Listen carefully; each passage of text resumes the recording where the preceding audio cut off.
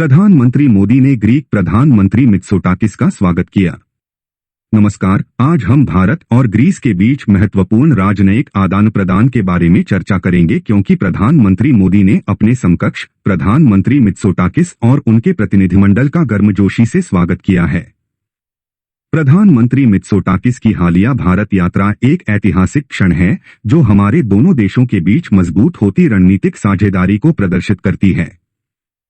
पिछले साल प्रधानमंत्री मोदी की ग्रीस यात्रा के बाद यह पारस्परिक यात्रा मजबूत द्विपक्षीय संबंधों और विभिन्न क्षेत्रों में सहयोग को बढ़ावा देने की साझा प्रतिबद्धता को रेखांकित करती है। अपने संबोधन में प्रधानमंत्री मोदी ने 2030 तक द्विपक्षीय व्यापार को दोगुना करने और सहयोग के नए रास्ते तलाशने के साझा लक्ष्यों पर प्रकाश डाला। कृषि प्रौद्योगिकी, स्वास्थ्य देखभाल, कौशल विकास और अंतरिक्ष अन्वेषण में सहयोग की संभावना पर जोर दिया गया।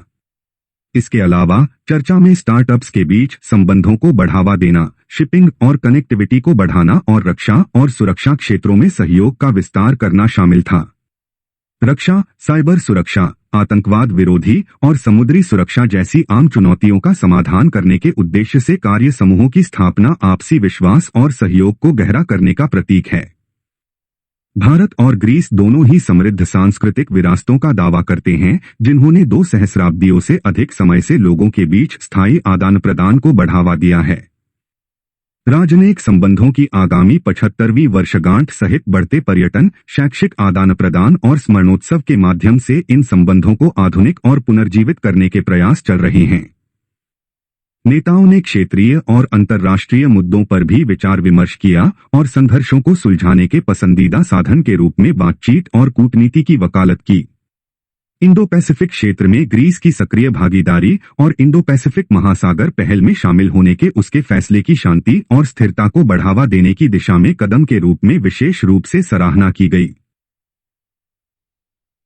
वैश्विक सुधारों की आवश्यकता को पहचानते हुए दोनों देशों ने समकालीन चुनौतियों से प्रभावी ढंग से निपटने के लिए संयुक्त राष्ट्र और अन्य अंतर्राष्ट्रीय संस्थानों की भूमिका बढ़ाने के लिए समर्थन व्यक्त किया। जैसा कि प्रधानमंत्री मित्सोटाकिस रायसीना डायलॉग में भाग लेने की तैयारी कर रहे हैं, उनके संबोधन को लेकर काफी उम्मीदें हैं, जहां वह महत्वपूर्ण वैश्विक मुद्दों पर ग्रीस के दृष्टिकोण को और स्पष्ट करेंगे। प्रधानमंत्री मोदी ने सार्थक चर्चा के लिए आभार व्यक्त किया और निरंतर भागीदारी की आशा की।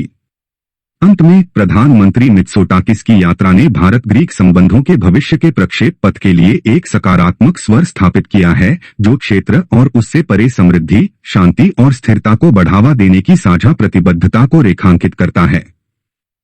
यह भारत में प्रधानमंत्री मित्सोटाकिस का स्वागत करते हुए प्रधानमंत्री मोदी के भाषण की हमारी कवरेज को समाप्त करते हैं। देखने के लिए धन्यवाद।